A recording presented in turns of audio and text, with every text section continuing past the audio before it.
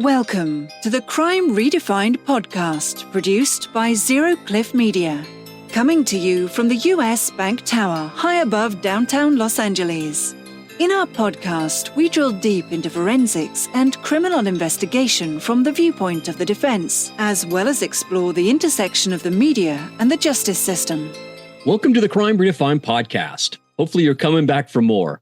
This is Dion Mitchell along with Mehul Anjaria, and we're excited to bring you yet another fascinating guest today.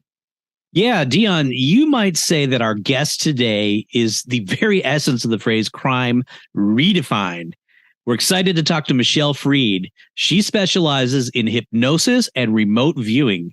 Now, you had talked a little bit about a case that you worked on. But could you give us a couple other war stories that either you worked or that you've heard about where, your field made a huge difference in a case? Yeah. So I did work on a missing persons case. And that's all they said, missing person. And so I didn't know if it was male or female. I didn't know even where in the world it was. Nothing. And the first thing when I put my pen on the paper, I just knew that this person was not alive. I just knew it. So I knew that my session was about somebody that didn't make it. So some of the highlights of that session were that I used this method called triangulation, where I tried to find 3 landmarks. And so I kind of drew sketches of them. So we sketch also, by the way. So we write our perceptions, but sometimes we feel like we need to sketch. So I drew an X in the center, and then I felt around like my paper to figure out what is really important in the area. And I found 3 things. One was a dilapidated building or structure. I felt like it was a foresty area. There was a body of water, and there was a big, huge boulder. And so what happens when you do that is the detectives, they know where this place is.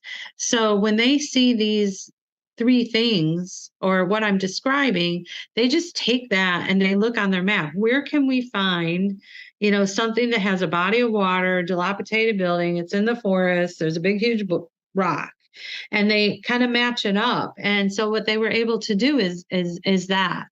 So what they found was it was a male college student this dilapidated building was actually a bar.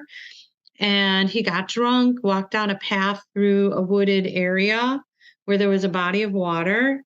He took out a boat and it capsized and hit him. He died of a head injury. So, and of course, I did see this subject from a bird's eye view, and I did see blood on his forehead, but I thought it had something to do with the boulder. So in my mind, I guess my left brain came in, think it was a boulder and not a boat. So sometimes you get that overlay or misinformation, but I think it was enough to help them locate where this kid was. So that was a very, very successful session. It was very helpful. The things I got were really helpful for them. So it's really riveting. I mean, I was like really find that really, really fascinating. Real quick before your next question, Dion, you talked about an overlay, and is that an AOL? I've heard you talk about it, like an analytic overlay. That overlay is something different, but yes, an analytical overlay is when you name something. So when I was referring to an overlay just now, I just meant that I got confused with the rock and the boat. So it was kind of like, I see it as, I just kind of blurred the 2 together. So it's kind of like maybe a bleed through or maybe an overlay, but analytical overlay is like if you call something an apple or a banana or, you name something. Okay. I see. So we call that an AOL. That's when you draw a conclusion or make an assumption about something. Before my next big question, and I'm just curious, have you ever heard of a remote viewer private investigator? Do those exist? Like someone who uses their skills specifically for like private investigation for families? I think there is a team. I can't remember the name of the company, but a friend of mine started a company and she did get her certificate or license to be a private investigator. So she does have a company she started. I haven't kept up with her. Her name is Gail Husick. And she was running a company doing things like that. So they were taking on cases. So yes, there is something out there. And then, Michelle, how has the government used remote viewing in the past, and how might they be using it today if they are? Well, I can say I worked on on Homeland Security. I worked on a case where it was the year before the 2020 Olympics. And so of course, I didn't know I was working with Homeland Security. They kept that from me. And of course, I didn't know the question. It was the person that was running the project just said, "Hey, Michelle, I have a target for you." So he emailed me a target number and said, "Get this done in a week." That's all I knew. Did a session and I was getting information that felt like, some kind of disaster. I wasn't sure if it was some kind of explosion or it was a weather related thing, but it was a land and water interface, a location. And then my session kind of pivoted to a kind of it was describing what I would say is a computer virus. And so I turned in my session and literally forgot about it. But they did they said you were looking at the 2020 Olympics. And we wanted to know the top threats for the Olympics. And so obviously there's no feedback because they didn't happen yet.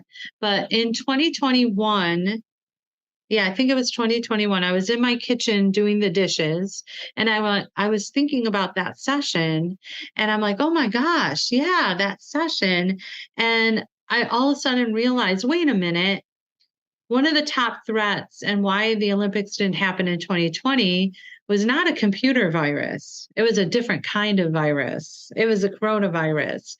So it's a perfect example of how the left brain, at that time in 2019, it was the furthest thing from my mind that a virus would, of course I would think computer virus, Right, for sure. Brain hijacked that thought and said, of course it's a computer virus, but there was my subconscious fighting and screaming and going, no, it's a virus, just a virus, So that's a challenge. And that's a perfect example of the challenge. Yeah, that's a really good example. Well, do you think the government's using it now? Remote viewing? Oh gosh, yeah. So they declassified in the 90s. And that's when a lot of these ex-military guys started teaching controlled remote viewing to a lot of people. And the method I teach came from a civilian method, which I like way more than the other methods. They're all good, but this one resonated with me the most. And I always ask, like some of those ex-military guys, what do you think? What do you think? And in fact, the thing is, we could probably remote view to see if they're doing it still. Right. Yeah. Makes sense. Good twist. Right? Yeah, we can do anything. I see you. Yeah, exactly. But I think that they're doing something. They may have moved on to bigger and better things. My intuition feels like they're using technology a lot to boost up what we have. That's my guess. Like I'm making that up. That's probably a good assumption. Yeah, I'm thinking that because they have some technologies, like there's a product called the Muse, which helps with meditation. It's something you put on your forehead and it helps you. There's Dr. Pershing, he passed now, but he made something called the God helmet, which some people believe, some people don't. But it looks like technology is making its way, with our apps and algorithms and sure, yeah. I'm sure that they have to be working on some kind of way I know it sounds like sci-fi, but that's what I think. That's my guess. Well, Michelle, like you said, it seems like law enforcement uses, remote viewing and things like that as a last resort rather than a first resort. What do you think it's going to take to change that dynamic and that thinking? I think that a lot of people that are doing this work have a fear of being ridiculed. Yeah. And I think if more people would stand up, that's what I really want to teach everybody remote viewing. I wish if money wasn't, I keep my prices as low as possible, but if I was independently wealthy, I would just be teaching it. And because I think it's so important. And I think that the more brave we get and we start showing our results, because now we have, things can be time-stamped, we can prove it, all that stuff. We're also the papers, the experiments that we worked on. There's a lot of scientific companies that are working on these things behind the scenes. And just as their papers come out, getting regular scientists involved in what's happening. One of the things that are trending right now is like near-death experiences. And a lot of mainstream scientists are taking a note of what research they're coming up with NDEs. So I think it's going to take one of these fringy things to just take root, and slowly more and more people will be open to the possibilities of these happening. And, just being honest and explaining why it's not foolproof. Beth Deering uses her unique gifts to help the grieving and those who have had traumatic experiences. She works with veterans and first responders, guiding them through the problems like PTSD and substance abuse. But that's not all. Beth also assists law enforcement in the investigation of cold case homicides and missing person cases. So usually what they will do, they'll put me, like what they did the very first time I started working with these officers, they put me in an unmarked car and they would take me around to either locations where a crime had been committed or just a general location. And that's kind of what they did for me to test me. And I completely understand that there's a lot of people out there to profess to have a gift. And that's the last thing that I ever want to do is waste an officer's time. They have time is money. Time is very significant in an investigation, especially a cold case or a missing person. And there are many people that are waiting, for information to be handed over. So I basically go in as cold can be. And when we do get to a location, I will just hone in on my skills. I might start to see something, feel something, hear something. And that's something maybe I can tell your audience as well, gentlemen, is some mediums are clairvoyant or they're clairaudient, where they're all knowing, where they see things or they hear. I've been given the ability that I use all of my senses. So I hear, feel, see, smell, and taste. I taste physical things that aren't here, but are for me physically in the spirit world, or it could be something that someone had. It could have been a sickness. It could have been something pertaining to a medication. Prime example is if I taste metal, that's a gunshot for me. So I also am empathic, where I can pick up on physical sensations of those that are currently residing here, the living, as well as those that have crossed over. So basically, it's almost like a movie in my head where I see things, I see scenes, I see maybe something happening, or oftentimes if I go to a location, I might even be stepping back in time, and that's called a place memory, where something has occurred there, but I see it. Could have been 20 years ago, 30 years ago, 100 years ago, and I see it being reenacted in my mind. I hope that explains it. Yes, absolutely. I've got a follow-up question to that, and this is just my scientific mind thinking.